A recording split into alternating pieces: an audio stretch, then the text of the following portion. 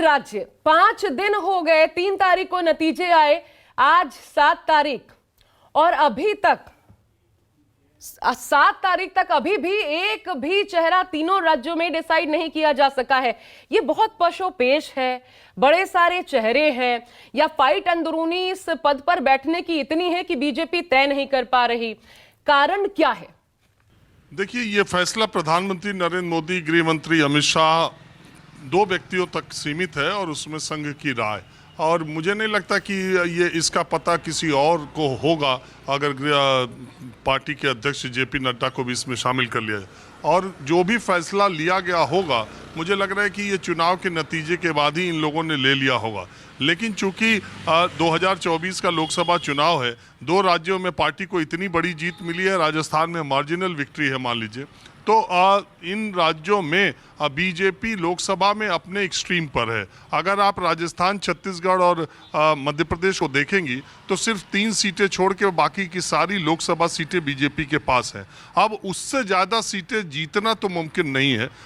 2-1 सीटें तो कभी भी आप मान लीजिए 3 राज्यों में दूसरे को भी मिल सकती हैं। तो उससे जितनी सीटें 19 में जीती है, उससे ज़्यादा सीटें 24 में जीतना इन तीनों राज्यों में बीजेपी के लिए मतलब वो एक्सट्रीम है। मैं कह रहा हूँ 100% मानिए। तो अब उन सीटों में कोई घटोतरी ना हो पाए, पार्टी के भीतर कोई विरोध इस कदर ना हो कि आने वाले लोकसभा चुनाव में पार्टी एकजुट ना दिखाई दे। दूसरे, ये सारे जो नेता हैं, इनके समर्थक लोग भी हैं। शिवराज सिंह चौहान 18 साल से मुख्यमंत्री हैं। नरेंद्र सिंह तोमर को इतने बड़े वो प्रदेश अध्यक्ष रहे, वो चुनाव प्रचार समिति के अध्यक्ष रहे, वो केंद्रीय मंत्री रहे, वो चंबल ग्वालियर संभाग में पिछले 30 सालों से भारतीय जनता पार्टी को खड़ा करने वाले जमीनी कार्यकर्ता हैं। और आप उनको उस लेवल पर पहुंचने के बाद एक टफ मानी जाने वाली विधानसभा से चुनाव लड़ाते हैं, तो उनके एक बड़ी फैन फॉलोइंग है, उनके एक बड़े समर्थक है, बड़े तोमर मतदाता है जो उनकी वजह से बीजेपी के साथ इंटैक्ट है। तो अगर ये मैसेज देने की कोशिश की गई कि उन्हें मुख्यमंत्री बनाया जाएगा इसलिए विधानसभा लड़ाया जा रहा है, तो अगर उनके बारे में फैसला लिया गया या नहीं लिया गया तो वो समीकरण 2024 के चुनाव को किस तरह प्रभावित करेंगे।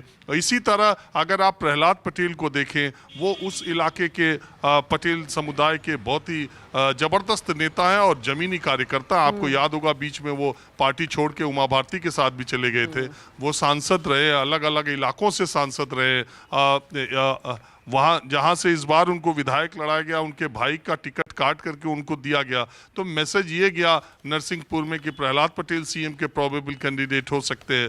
ठीक इसी तरह से तो ये जो इतने नेताओं को लड़ाया गया और उनको, और सबसे बड़ी बात देखिए, आप विधानसभा में अगर लोग सांसद हैं आशा, और अगर आप विधानसभा का चुनाव जीत जाते हैं तो 6 महीने तक आप दोनों सदनों के सदस्य रह सकते हैं। 6 महीने बाद आपको ये फैसला करना होता है कि आपको इस्तीफा देना है और दोनों सदनों में आप रह सकते हैं। लेकिन आपने देखा कि कल ही पार्टी के नेतृत्व ने बुलाकर जो लोग विधानसभा का चुनाव जीते हैं उनको तुरंत से लोकसभा से इस्तीफा दिलवा दिया गया। इसकी ज़रूरत नहीं थी लेकिन उनको दिलवा दिया गया। ये पार्टी दूसरे तरीके से चलती है। कई लोग इसको अनुशासन का नाम देते हैं, कई लोग इसको दूसरा नाम भी देते हैं। तो इस पार्टी में फैसला वही करेंगे। और जो लोग ये तर्क दे रहे हैं, बहुत लोग ये तर्क दे रहे हैं कि शिवराज सिंह चौहान की लाडली योजना और सारी चीज़ें जीत में मध्य प्रदेश की कारगर रही, तो उसका जवाब मैं नहीं दे रहा,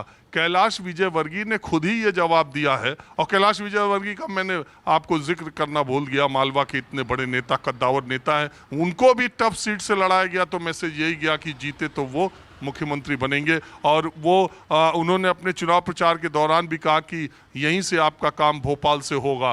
तो ये कैलाश विजयवर्गीय ने बयान दिया कि लाडली बहना योजना राजस्थान में तो थी नहीं, लाडली बहना योजना छत्तीसगढ़ में तो थी नहीं, मध्य प्रदेश ही ऐसा नहीं हमने जीता है, वो 2 राज्य भी जीते हैं। तो ये लाडली बहना के आधार पर शिवराज सिंह चौहान की दावेदारी पेश करने के तर्क अगर पक्ष में है तो विपक्ष में भी है।